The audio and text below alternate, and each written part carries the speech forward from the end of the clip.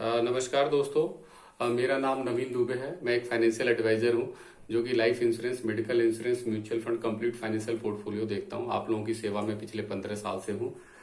दोस्तों, मैं आपसे आज एक कहानी शेयर करना चाहता हूं। एक छोटी सी कहानी है, लेकिन उस कहानी को अगर आप समझ जाते तो उसका बहुत बड़ा सार है, और उसको समझने के बाद आप जीवन का एक बहुत बड़ा इंपॉर्टेंस आपको समझ में आएगा।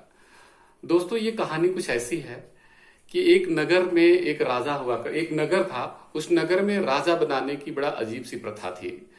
उस नगर में सारे लोगों को इकट्ठा, नगर के सभी लोगों को इकट्ठा किया जाता था, एकत्रित किया जाता था। और एक हाथी होता था जो अपनी सूंड में एक माला उठा के फेंकता था, और नगर के सारे लोग ये देखते थे। और माला जब फेंकता था, जिसके भी गले में वो माला पड़ जाती थी, वो उस नगर का राजा होता था 5 सालों के लिए।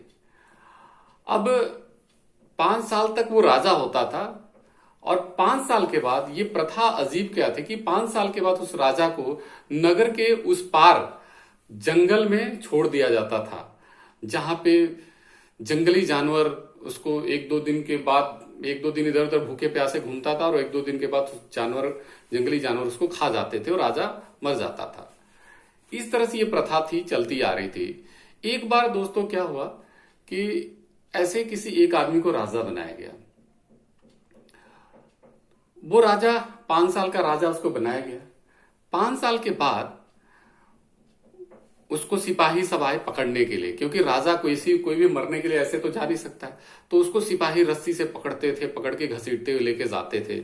तो जब सिपाही इसको पकड़ने आए, जैसे ही रस्सी वगैरह लेके पकड़ने के लिए आए, तो वैसे ही इसने कहा, नहीं भाई रुक जाओ, हमें पकड़ने की जरूरत नहीं है, मैं अपने आप चलूंगा। तो सब लोग सोचे ठीक, अच्छी बात है कि जब बंदा अपने आप जाने को तैयार है तो उसको पकड़ने की क्या जरूरत है। और ये सारा नगर इकट्ठा होके, जब 5 साल का राजा जब विदाई होने लगता था, तो सारा नगर उसको देखने के लिए आता था कि राजा कैसे रोते हुए, गिड़गिड़ाते हुए कैसे जाता था। सब लोग देखने के लिए आते थे। तो यही देखने के लिए सारी जनता खड़ी थी। लेकिन यहां तो कुछ अलग ही नजारा था। यहां नजारा ऐसा था कि राजा खुशी खुशी, हंसी खुशी जा रहा था। अब इस तरह से जाके नदी में नाव पे उसको बैठाया गया राजा को, और नाव से नदी के उस पार उसको छोड़ना था। तो नाविक जो उसको लेके जा रहा था, उसने सोचा कि राजा तुम, क्या बात है, तुम ऐसे बेवकूफ तो लग नहीं रहे हो, जैसे बेवकूफ दिख रहे हो तुम। क्या बात है, लोग मौत के मुंह में तुम जा रहे हो, और इस तरह से जो है तुम हंसते खुश और गाना गाते हुए मस्ती से झूमते हुए जा रहे हो, कुछ तो बात है। तो फिर उसने बोला, राजा ने, नाविक तुमने मुझे सही पहचाना, तुमने मुझे सही पहचाना।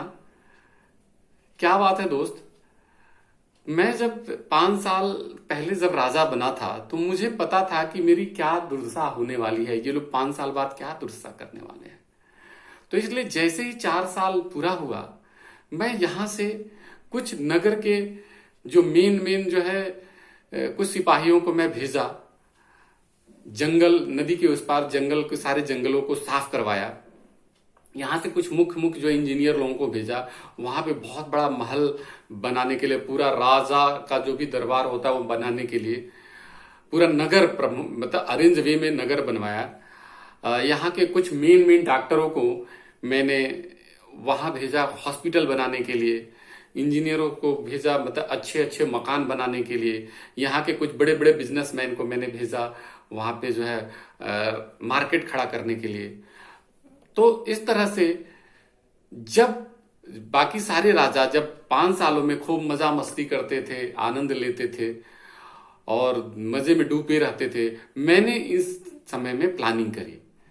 क्योंकि मुझे पता था 4-5 साल बाद मेरी क्या दुर्दशा होने, इसलिए मैंने पूरा प्लान्ड वे में, चूंकि मैं राजा था तो इसलिए मैं जो कहता था वो होता था। तो इसलिए प्लान्ड वे में मैंने वहां पे पूरा नगर बसाया। और दोस्त, आज वो पूरा नगर तैयार है, नगर पूरा तैयार है। और यहां तो मैं 5 साल का राजा था, मैं वहां पूरे जीवन का राजा हूं। वहां की प्रजा मेरे सम्मान में मेरा इंतजार कर रही है। दोस्त, मैं यहाँ पूरे 5 साल का राजा था, वहां पूरे जीवन भर का राजा हूं। तो दोस्तों, इस कहानी से आप क्या सीखते हैं एक बार मैं चाहता हूं आप कमेंट करें और इस कहानी के सार को समझें। दोस्तों, आप ये कहानी, मुझे उम्मीद है आपको अच्छा लगेगा। अगर आपको अच्छा लगे तो लाइक शेयर करिएगा, कमेंट करिएगा। Thank you, thank you, thank you.